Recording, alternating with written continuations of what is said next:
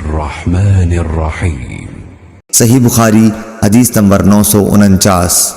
عمرو بن حارث نے خبر دی کہ محمد بن عبد الرحمن اسدی نے ان سے بیان کیا، ان سے عروہ نے، ان سے حضرت عائشہ رضی اللہ عنہا نے، انہوں نے بتلایا کہ ایک دن نبی کریم صلی اللہ علیہ وسلم میرے گھر تشریف لائے۔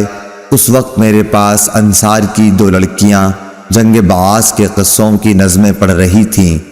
آپ صلی اللہ علیہ وسلم بستر پر لیٹ گئے اور اپنا چہرہ دوسری طرف پھیر لیا۔ اس کے بعد حضرت ابو بکر رضی اللہ عنہ آئے اور مجھے ڈانٹا اور فرمایا کہ یہ شیطانی باجا نبی کریم صلی اللہ علیہ وسلم کی موجودگی میں۔ آخر نبی کریم صلی اللہ علیہ وسلم ان کی طرف متوجہ ہوئے اور فرمایا کہ جانے دو، خاموش رہو۔ پھر جب حضرت ابو بکر دوسرے کام میں لگ گئے تو میں نے انہیں اشارہ کیا اور وہ چلی گئیں۔